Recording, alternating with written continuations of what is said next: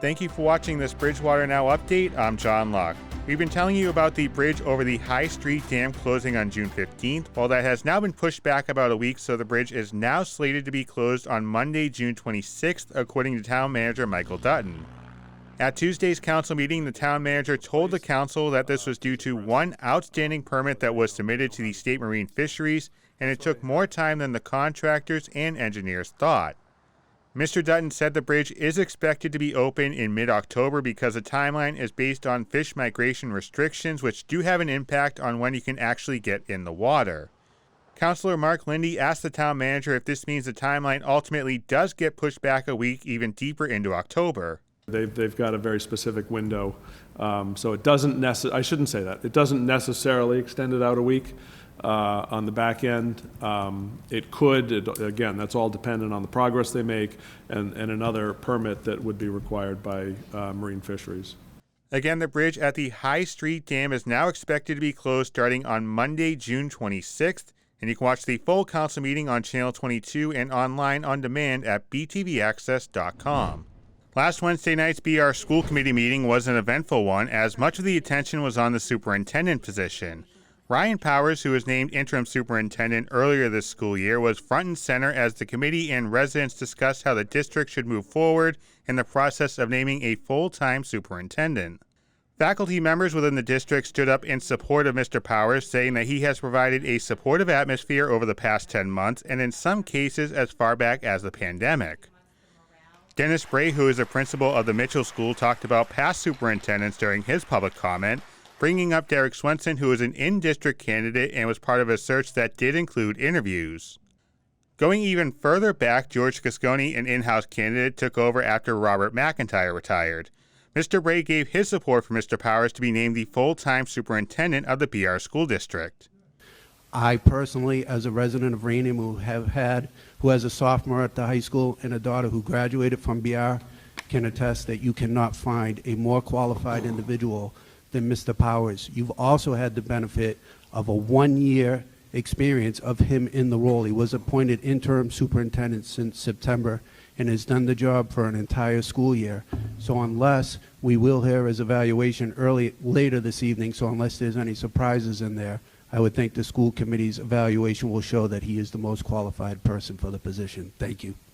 There were a number of people who thought that the position should be open to outside candidates, with a petition picking up 258 signatures. Those signatures included students, seniors, and more.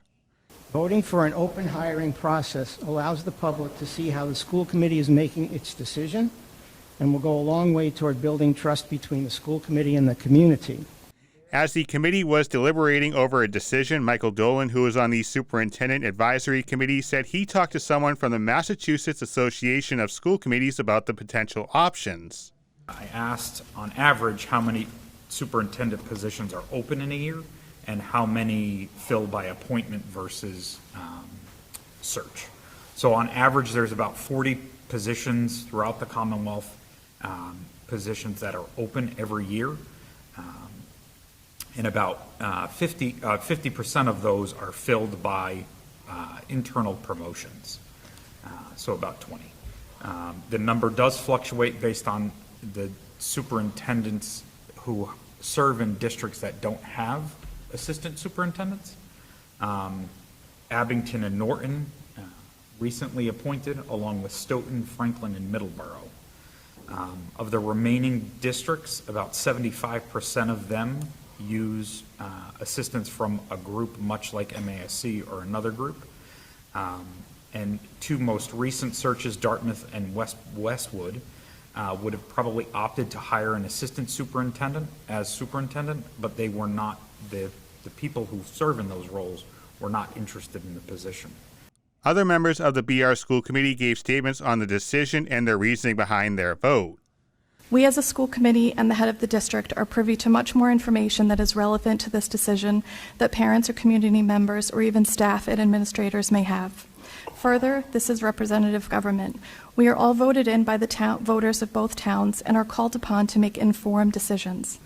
I want to support a selection process that is fair and transparent, where regardless of what role you play in our school community, regardless of what professional title you hold, you can see why and how the decisions was made and fully support it.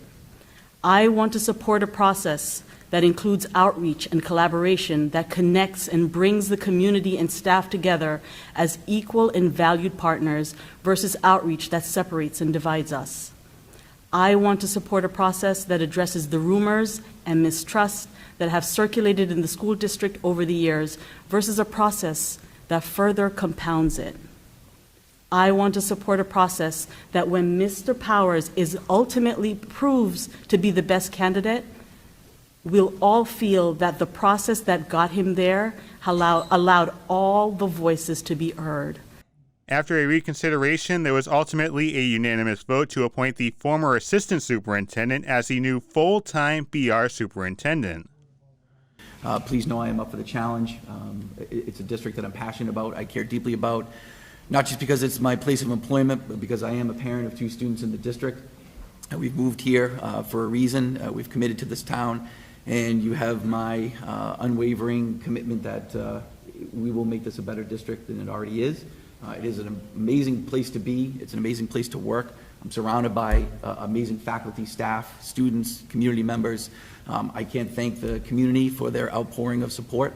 It's been very humbling, and I just, more than words can say, I just want to thank everybody for being here this evening, for all the well wishes across the community from Bridgewater and Rainham. It truly is, it means more than you know. You can watch the full school committee meeting on Channel 98 and online anytime at btvaccess.com. Turning to sports, as the school year has come to a close, the Bridgewater Middle School softball team accomplished quite the feat. A perfect 14-0 season at the top of the Massasoit League for this talented team that saw all the players return from last year's squad with the exception of one player. One of the pitchers on the team had an ace-like couple of years with 280 strikeouts over 26 games. Head coach of the team, Nicole Martin, told us not only is this 8th grade class extremely talented, they are really great kids. Congratulations to the BMS 8th grade softball team on an extremely successful season.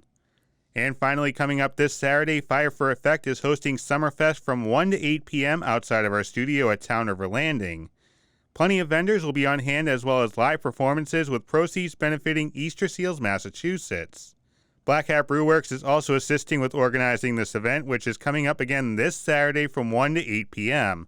You can get more information on the event by visiting Fire for Effect Inc. on Facebook. And we thank you for watching this Bridgewater Now update. I'm John Locke.